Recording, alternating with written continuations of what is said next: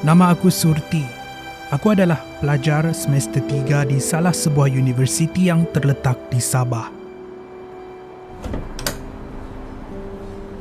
Sejak semester kedua lagi aku menyewa di luar kampus dengan dua rakan sekelas di sebuah rumah teres 3 bilik.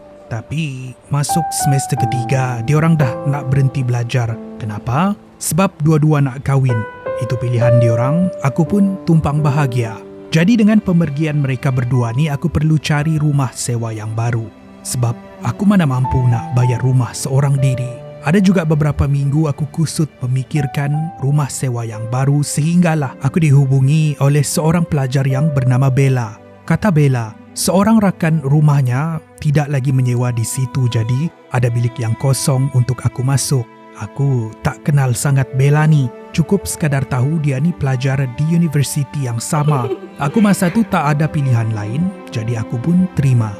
Tapi Bella pesan dengan aku semasa berpindah masuk, jangan bawa barang banyak sangat. Aku hairan bila Bella kata macam tu. Tapi ini bukanlah menjadi satu isu sebab barang aku memang tak banyak pun. Keesokan harinya, aku bertolak dari kampung menuju ke apartmen tempat Bella menyewa. Apartmen ni macam juga apartmen biasa. Inilah kali pertama aku dan Bella akan bersua muka. Bella menyambut kedatangan aku. Kami berkenalan dan berbual. Dia tunjukkan bilik tempat aku akan tinggal. Tahu aku nak gambarkan personality Bella ni, dia adalah seorang yang peramah dan ceria. Setelah aku habis mengemas, aku keluar ke ruang tamu dan berbual dengan dia. Masa kami berbual di ruang tamu tu, aku pun membuka mulut dan tanya, Bella, rumah ni kita 2 orang je kah?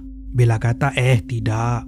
Ada 3 orang. Tapi satu lagi tu kerja shift. Orang jururawat, Gigi namanya. Dia ni memang jaranglah kau nampak di rumah. Kalau kita ke kelas, dia akan berada di tempat kerja. Selain daripada tu, aku tengok kawasan sekeliling rumah ni not bad juga. Semua nampak okey. Tiba-tiba Bella bersuara. Tapi Surti, ada sesuatu yang kau perlu tahu pasal rumah ni. Semasa Bella kata macam ni dengan aku boleh nampak raut wajah dia bertukar serius. Aku tanya, apa benda tu Bella? Kata Bella, rumah ni kalau untuk penghuni baru memang agak mencabar sikit. Penghuni baru akan selalu diganggu. Aku terkejut bila Bella kata macam tu dan tanya, ganggu macam mana pula? Ada budak-budak Samsing kah? Bella hanya tergelak. Sebelum dia kata, tak. Yang ini, kalau Samsung tengok pun diorang lari. Aku maksudkan makhluk halus. Aku terkejut dan kata, hantu? Bella hanya mengangguk. Aku hanya terdiam bila Bella kata macam tu. Ialah selalunya, kalau rumah tu berhantu, tuan rumah tak bagi tahu. Tapi Bella ni, dia bagi tahu depan-depan pula. Aku rasa lega sebab aku tahu rumah ni berhantu, tapi pada masa yang sama aku rasa berdebar pula. Aku jangka dia bergurau, tapi bergurau pun takkanlah macam ni kan? Aku tanya, Bella, benda-benda macam ni mana boleh buat bergurau tau? Kata Bella lagi, tidak. Aku nak terus terang dengan kau Surti. Aku tak sembunyi-sembunyi. Malah semester lalu ada 5 orang penghuni rumah ni keluar masuk tak tahan diganggu. Untuk aku dan Gigi yang jururawat tu, kami dah muak dengan benda tu dan kami dah rasa biasa diganggu. Tak apa, kau abaikan je, seminggu macam tu benda tu akan hilang. Aku masih lagi tak percaya bila Bella kata macam tu. Aku kata, Bella, tak baik tau. Aku ni adalah orang jauh, orang susah pula, janganlah. Aku tak tipu Surti. Aku bagi tahu awal-awal ni supaya kau tak terkejut sangat nanti. Lagipun, aku dan Gigi dah berbincang dan bersetuju. Disebabkan terlalu ramai yang keluar masuk sebab terkejut, jadi kami berterus terang je dengan penyewa yang baru. Sejurus selepas Bella kata yang dia serius, keadaan menjadi sunyi. Aku berdiam dan tidak berkata apa-apa sebelum Bella memecah kesepian. Katanya, untuk malam pertama ni, kau duduk dalam bilik je. Kau niat baik-baik. Confirm dia tak ganggu. Aku hanya menelan air liur sementara berdebar menunggu waktu malam. Dari senja bertukar malam. Disebabkan malam tu aku takut sangat dengan cerita si Bella tu, aku tidur di bilik dia. Dia pun okey je.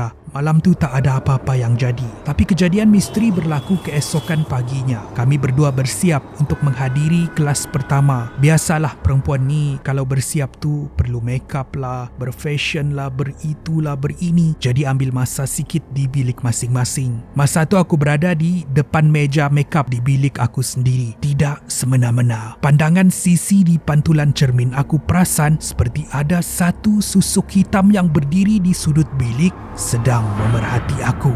Aku terkejut dan terus berdiri. Pada masa yang sama, satu suara garau perempuan dari dalam bilik almari yang berkata, "Kau dah tahu ya?"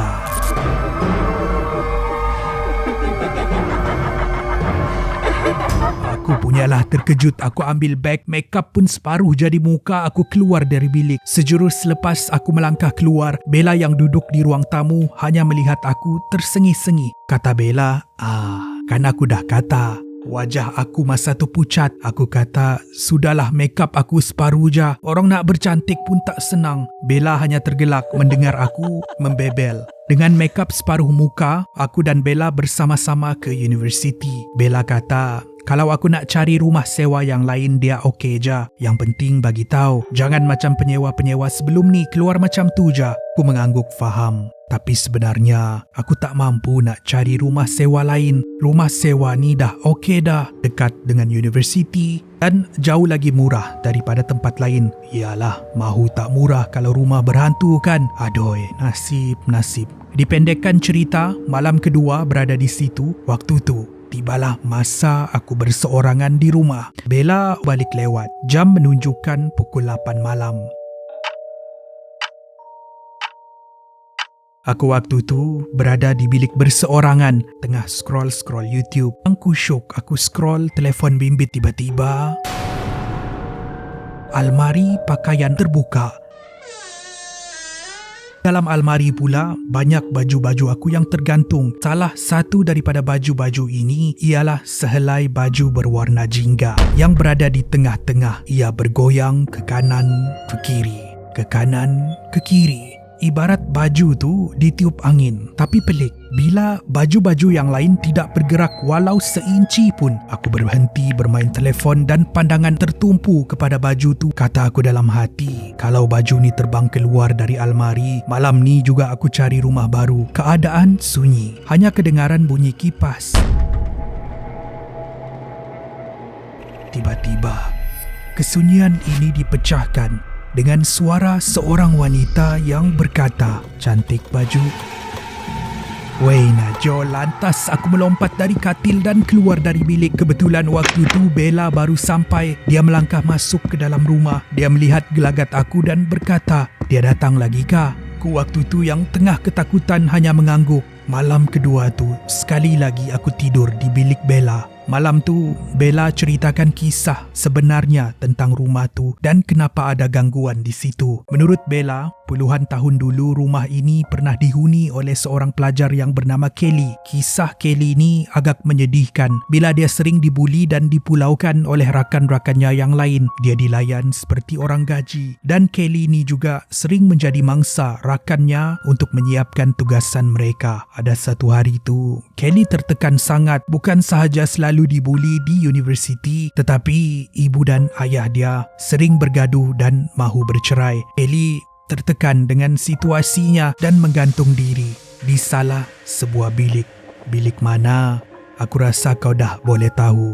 Diceritakan, pembuli-pembuli Kelly ni pun turut mengalami nasib yang sama. Beberapa tahun lalu mereka meninggal dunia satu persatu. Semuanya sama ada terjatuh dari bangunan ataupun terjun dengan sendiri. Ini adalah sebuah kisah yang agak terkenal dulu, tapi ia hanya diketahui di kalangan pelajar dan penduduk sekitar. Kisah Kelly ini tidak pernah disebarkan. Aku hanya mendengar dengan tekun kisah Bella ni sebelum dia sambung cerita. Jadi dengan itu, ada yang percaya Kelly masih lagi ada di rumah ni. Tapi kalau penduduk rumah buat dia ni macam biasa aja, macam kawan, dia tak akan ganggu. Bagi aku dan juga Gigi, Kelly bukanlah sebuah roh yang jahat. Dia hanya mahu berkawan.